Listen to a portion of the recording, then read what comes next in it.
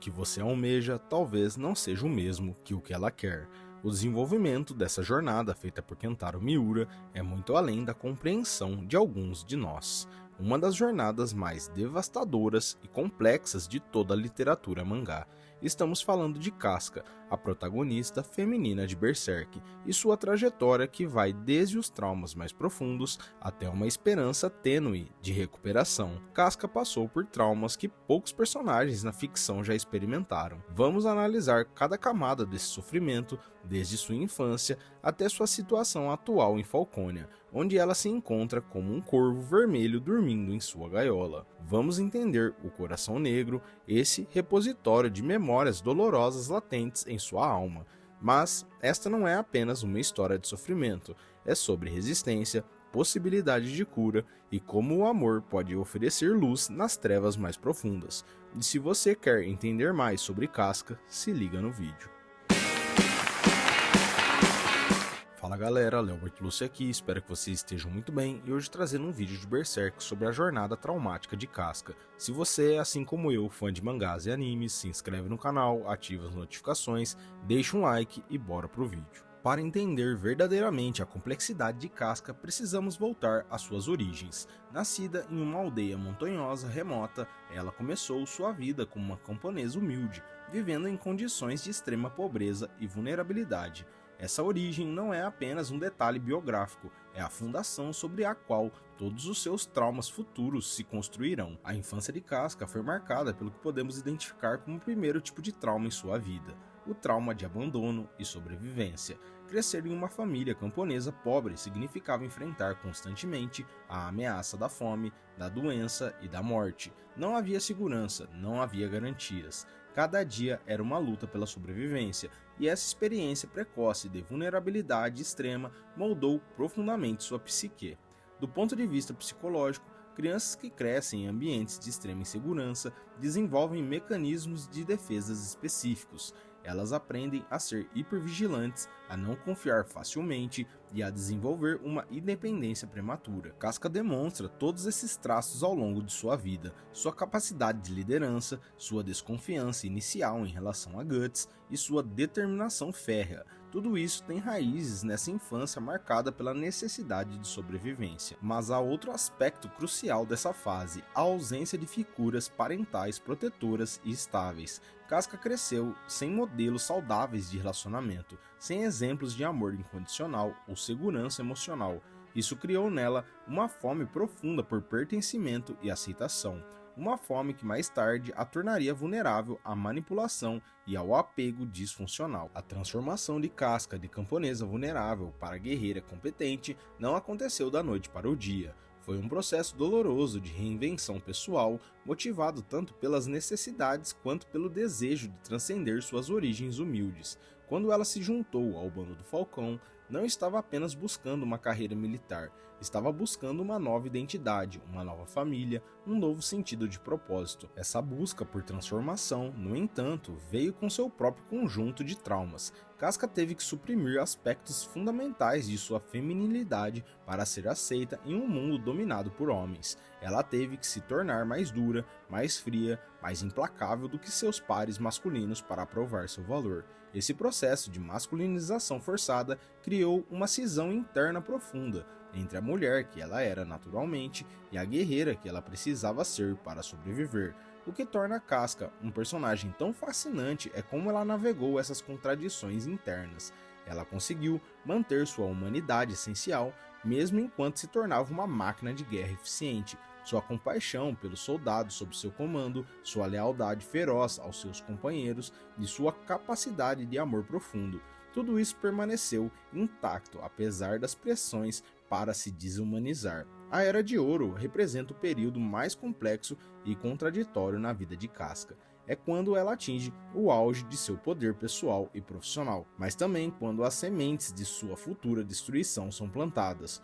Como comandante no bando do Falcão, Casca não era apenas um soldado excepcional, ela era uma líder inspiradora, uma estrategista brilhante e uma força unificadora dentro do grupo. Sua ascensão em uma organização militar dominada por homens foi nada menos que revolucionária. Sua relação com Griffith exemplifica essa tensão.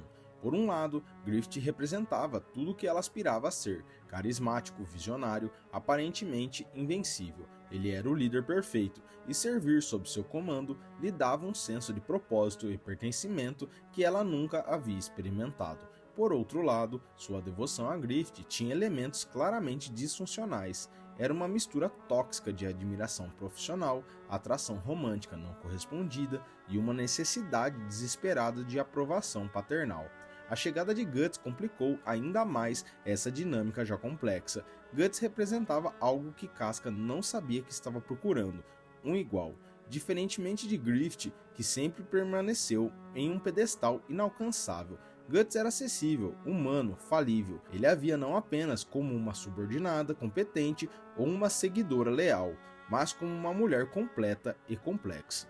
O desenvolvimento do relacionamento entre Casca e Guts é uma das narrativas românticas mais bem construídas. Não foi um caso de amor à primeira vista, mas sim um crescimento gradual de respeito mútuo, compreensão e, eventualmente, amor profundo. Eles se conectaram primeiro como guerreiros, depois como companheiros e finalmente como amantes. Quando Guts deixou o bando do Falcão e Griffith foi subsequentemente preso, Casca foi forçada a assumir uma responsabilidade para a qual ela não estava completamente preparada: a liderança total do grupo. Por outro lado, ela demonstrou competência excepcional. Conseguiu manter o bando do Falcão unido durante um dos períodos mais difíceis de sua história. Planejou e executou o resgate de Griffith da Torre do Renascimento e manteve a moral do grupo mesmo diante de adversidades aparentemente insuperáveis. Por outro lado, o peso dessa responsabilidade a consumiu emocionalmente. Ela estava constantemente sob pressão, tomando decisões de vida e morte, carregando o destino de centenas de pessoas em seus ombros. Esse estresse crônico, combinado com sua preocupação constante com Griffith e sua saudade de Guts, criou uma vulnerabilidade emocional que seria explorada de forma devastadora durante o eclipse. Durante a Era de Ouro, vemos Casca lutando com questões fundamentais de identidade e propósito. Ela estava tentando descobrir quem ela realmente era, além de suas funções como soldado e líder. Sua relação com Guts a forçou a confrontar aspectos de sua feminilidade que ela havia suprimido por anos. Pela primeira vez, ela experimentou vulnerabilidade emocional, não como fraqueza, mas como uma forma de conexão humana genuína. Essa abertura emocional, embora bela e necessária para seu crescimento como pessoa, também a deixou mais exposta ao trauma. Quando alguém baixa suas defesas psicológicas para permitir amor e intimidade, eles também se tornam mais vulneráveis à dor e à traição. O amor de Casca por Guts e sua lealdade a Griffith criaram pontos de vulnerabilidade que seriam explorados de forma brutal durante o eclipse. Chegamos agora ao momento mais devastador, não apenas na vida de Casca, mas em toda a narrativa de Berserk. O eclipse representa um ponto de inflexão absoluto, um evento tão traumático e destrutivo que redefine completamente a realidade de todos os envolvidos. Para Casca, especificamente, o eclipse não foi apenas um evento traumático, foi um aniquilamento completo de sua identidade, sua agência e sua humanidade. É crucial entender que o eclipse não aconteceu em um vácuo. Ele foi culminar de uma série de eventos que deixaram Casca em um estado de vulnerabilidade extrema. Ela havia acabado de resgatar Griffith da Torre do Renascimento, apenas para descobrir que o homem que ela havia idolatrado estava fisicamente e mentalmente destruído. O Griffith que ela conhecia, carismático, confiante e invencível, havia sido substituído por uma casca quebrada de um homem, incapaz até mesmo de segurar uma espada. Essa revelação foi, por si só, traumática para Casca. Toda sua identidade estava construída em torno de servir e proteger Griffith. Ver seu ídolo reduzido a tal estado de degradação criou uma crise existencial profunda. Quem era ela senão a fiel comandante de Griffith? Qual o seu propósito se Griffith não podia mais liderar? Quando Griffith ativou o Berrelite e invocou o Eclipse, ele não estava apenas condenando o bando do Falcão à morte, ele estava traindo tudo o que eles representavam, todos os valores que eles compartilhavam, todas as memórias que eles haviam criado juntos. Para Casca, essa traição foi particularmente devastadora, porque ela havia dedicado sua vida inteira a esse homem. A transformação de Griffith em Fento representa a morte definitiva de tudo que Casca havia amado e respeitado nele. Não foi apenas uma mudança física, Foi uma negação completa de sua humanidade compartilhada. O homem que ela havia seguido, admirado e, em certo nível, amado, havia escolhido deliberadamente se tornar um monstro. O momento em que Casca é violentada por Fento é um dos momentos mais perturbadores e controversos. Miura não retratou essa violência de forma gratuita ou sensacionalista. Ele a apresentou como o ato de desumanização mais completo possível. Fento não estava apenas violentando o corpo de Casca, ele estava destruindo sua alma, sua identidade, sua capacidade de confiar, amar ou se sentir segura no mundo. Do ponto de vista psicológico, o que aconteceu com Casca durante o eclipse vai muito além do que normalmente poderia ser classificado como um trauma de violência sobre seu corpo. Foi um evento que atacou simultaneamente todos os aspectos de sua identidade. Houve o trauma físico da violência em si, que deixou marcas permanentes em seu corpo e mente. Houve o trauma psicológico, que destruiu sua capacidade de confiar, de se sentir segura, de manter relacionamentos íntimos. Houve o trauma existencial, que negou sua humanidade e agência, reduzindo-a a um objeto para gratificação e dominação de outro. Houve o trauma relacional da traição por alguém em quem ela confiava completamente, destruindo sua capacidade de formar vínculos seguros. E houve o trauma testemunhal de ser forçada a assistir ao massacre de todos os seus companheiros, criando culpa de sobrevivente e trauma de vicário. A regressão de Casca a um estado infantil após o eclipse não foi uma falha de caráter ou fraqueza, foi um mecanismo de defesa psicológico sofisticado. Quando o trauma é tão severo que ameaça destruir completamente a psique, a mente às vezes escolhe esquecer como forma de autopreservação.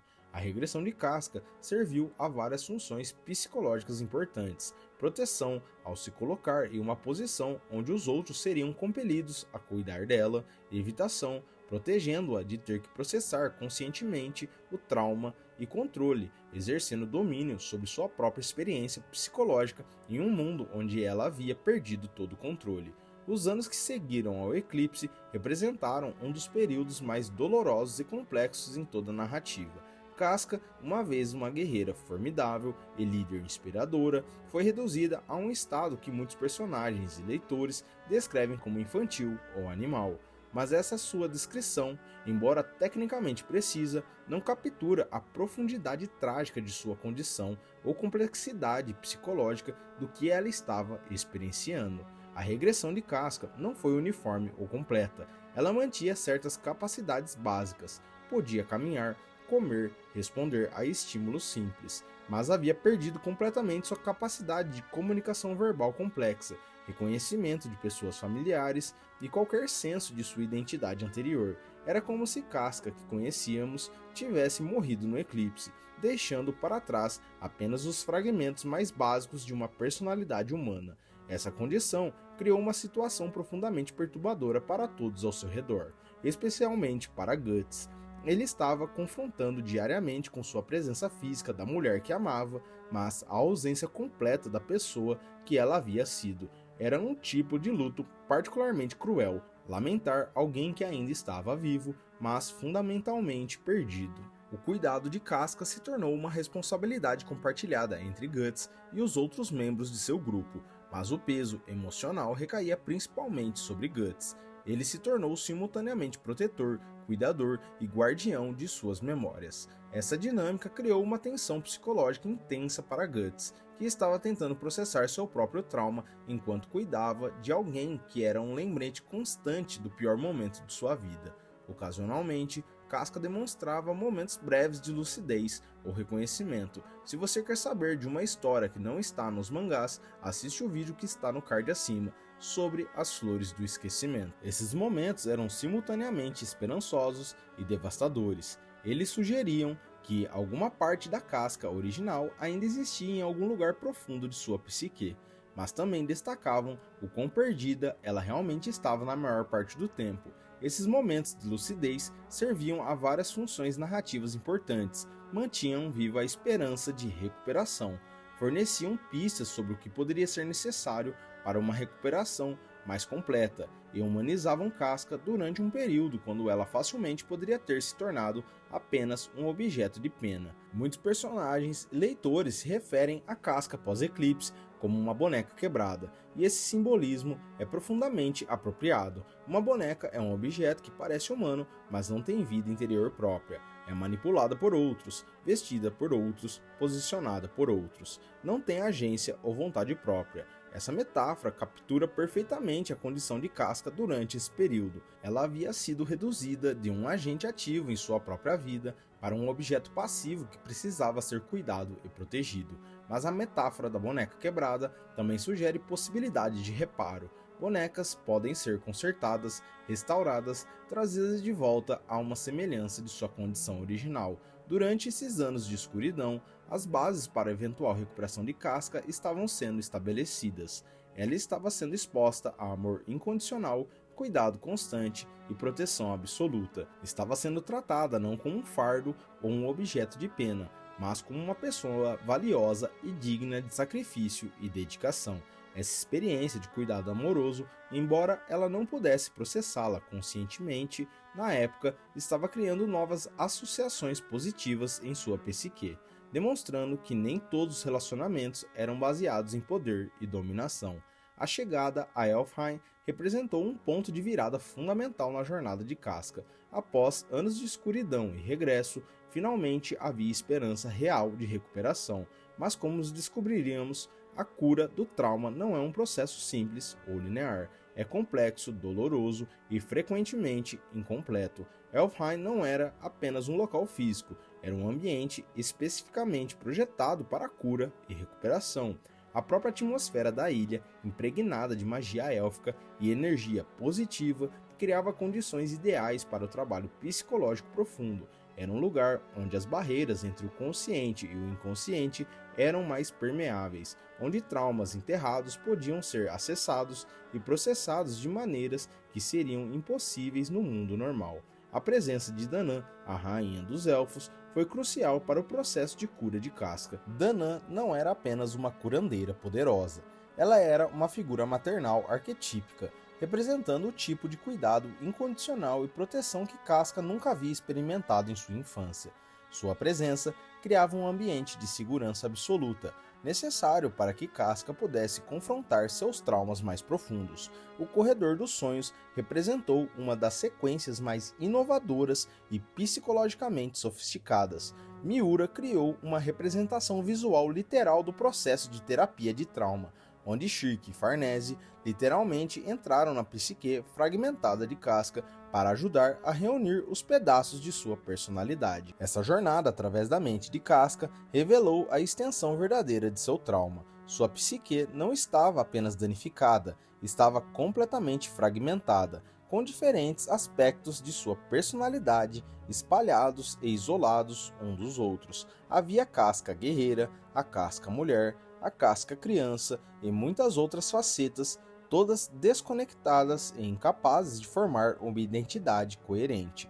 A participação de Shirk e Farnese no ritual não foi acidental. Shirk representava conhecimento e poder mágico, mas também compaixão genuína e determinação inabalável. Sua juventude e inocência relativa permitiram que ela se conectasse com os aspectos mais vulneráveis da psique de Casca, sem julgamento ou medo. Farnese representava redenção e transformação pessoal. Ela havia passado por sua própria jornada de trauma e recuperação, tornando-se capaz de entender e empatizar com o sofrimento de Casca de uma maneira única. Juntas, elas formaram uma equipe de cura que combinava poder mágico, experiência pessoal e compaixão incondicional. Quando Casca finalmente despertou do ritual, ela havia recuperado muito de sua personalidade e memórias originais. Ela reconhecia seus companheiros, podia se comunicar normalmente e demonstrava sua inteligência e força de caráter características. Por um momento, parecia que a cura havia sido completa e bem-sucedida. Ela se lembrava de seu tempo como Elaine, o nome que Luca havia lhe dado durante seu período de amnésia. Isso foi significativo porque demonstrava que sua recuperação não havia apagado as experiências dos anos perdidos. Ela havia integrado essas experiências em sua identidade restaurada. mostrando um nível de cura psicológica sofisticado. Mas a recuperação de Casca não foi completa. Como Miura explicou através da narrativa, o coração e a mente de Casca foram restaurados, mas não plenamente, pois as lembranças mais tristes e dolorosas ficaram latentes em sua alma estigmatizada. Este conceito do coração negro representa uma das explorações mais sofisticadas de trauma e recuperação em qualquer mídia. O coração negro não era simplesmente memórias esquecidas, era um repositório ativo de trauma que continuava a influenciar o comportamento e as emoções de Casca. Mesmo quando ela não estava conscientemente ciente de sua presença, era como ter uma ferida infectada que havia sido coberta, mas não verdadeiramente curada. Psicologicamente, isso reflete com precisão como o trauma funciona na vida real. Mesmo quando as pessoas se recuperam funcionalmente de experiências traumáticas, os efeitos do trauma frequentemente permanecem latentes, prontos para serem ativos por gatilhos específicos. Inicialmente, Casca havia recuperado todas as suas memórias, exceto aquelas do eclipse. Havia uma lacuna específica e deliberada em sua consciência. Ela se lembrava de tudo antes e depois do eclipse, mas não durante. Essa lacuna não era acidental. Era um mecanismo de proteção psicológica que sua mente havia criado para permitir que ela funcionasse sem ser constantemente retraumatizada.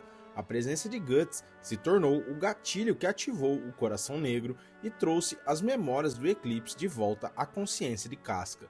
Isso não foi coincidência. Guts estava intrinsecavelmente ligado ao eclipse em sua mente. Ela estava presente durante o trauma, e ele foi uma das últimas coisas que ela viu antes de perder a consciência, e ele se tornou associado à sua psique como um momento de maior vulnerabilidade e terror. Quando ela viu Guts após sua recuperação, sua mente automaticamente fez a conexão com o eclipse. As memórias suprimidas vieram à tona uma vez, criando uma experiência de retraumatização intensa. Seu grito de horror e desespero representou não apenas a lembrança do trauma original, mas também a dor de perceber que sua recuperação não era tão completa quanto ela havia esperado. A resposta de Casca ao ver Guts, ataques de pânico, dissociação, incapacidade de estar em sua presença, representa uma resposta de trauma clássica e realista. Seu cérebro havia categorizado Guts como um gatilho de trauma, e sua resposta fisiológica era automática e involuntária. Isso criou uma situação tragicamente irônica. O homem que havia dedicado anos de sua vida para salvá-la se tornou a pessoa que ela menos podia tolerar estar perto. Não era porque ela não o amava mais, mas porque sua presença ativava respostas de trauma que estavam além de seu controle consciente. A situação atual de Casca em Falcônia, como retratada no capítulo 372, representa uma nova fase de sua jornada traumática. Após sua recuperação parcial em Alfheim, ela foi sequestrada por Griffith e levada para sua cidade utópica, onde se encontra em uma forma particularmente insidiosa de cativeiro. O cativeiro de Casca em Falcônia não é um tipo brutal e óbvio que poderíamos esperar.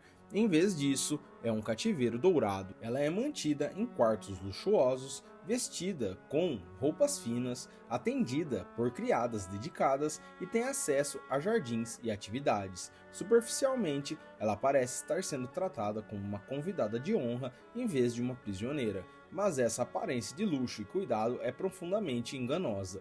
É uma forma de controle psicológico sofisticada que Griffith está exercendo sobre ela. O título do capítulo, O Corvo Vermelho Dorme em Sua Gaiola, é profundamente simbólico. Corvos são tradicionalmente associados com inteligência, liberdade e às vezes com presságios sombrios. Um corvo em uma gaiola representa a domesticação forçada de algo que deveria ser selvagem e livre. A cor vermelha adiciona camadas adicionais de significado, representando tanto o sangue de seu trauma quanto a paixão de sua natureza verdadeira que está sendo suprimida.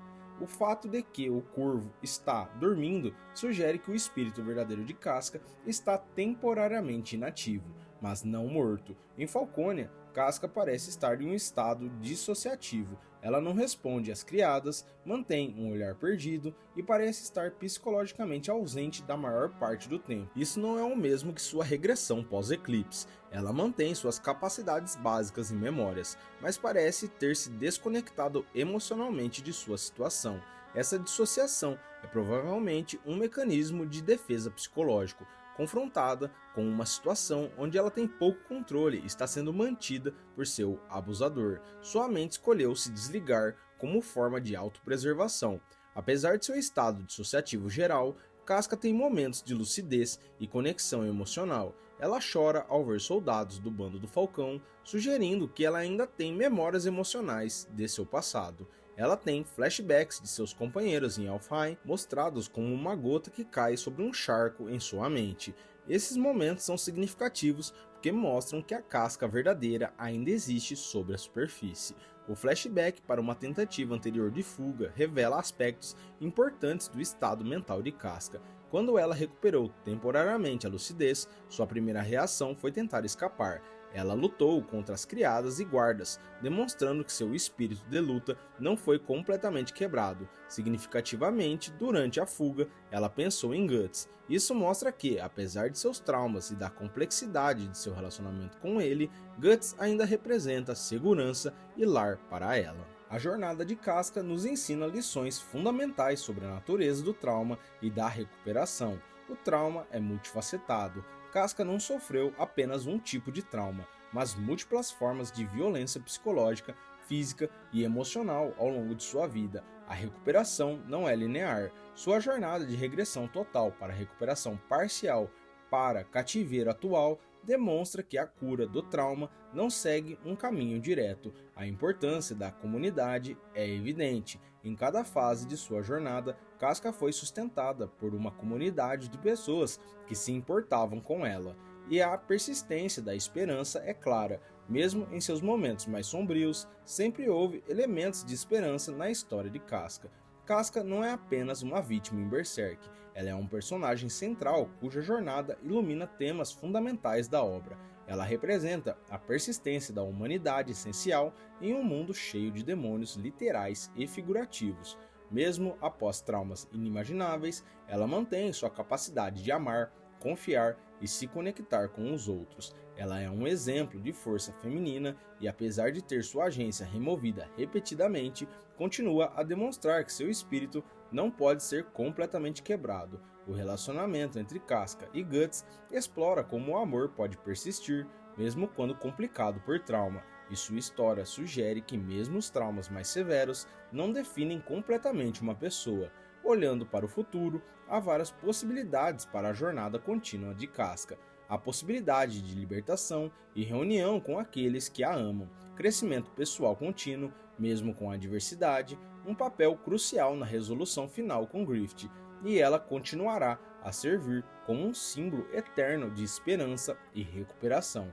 A história de Casca nos lembra que a cura é possível após os piores traumas, que não enfrentamos desafios sozinhos e que nossa identidade não é definida pelos piores momentos de nossas vidas. Para aqueles de vocês que acompanharam essa análise até o final, espero que tenham ganhado uma apreciação mais profunda não apenas de Casca como personagem, mas dos temas universais que sua história explora. Se este vídeo ressoou com vocês, por favor, deixe um like e se inscreva no canal para mais análises profundas de personagens complexos. Compartilhe nos comentários qual aspecto da jornada de Casca mais os impactou. E lembre-se, se vocês ou alguém que conhecem está lidando com trauma, busquem ajuda profissional. A ficção pode nos ensinar muito sobre a experiência humana, mas a cura real requer suporte real de pessoas reais. Obrigado por me acompanharem nessa jornada através da história de Casca. Até o próximo vídeo, cuidem-se e lembre-se, mesmo nas trevas mais profundas, sempre há esperança de um novo amanhecer.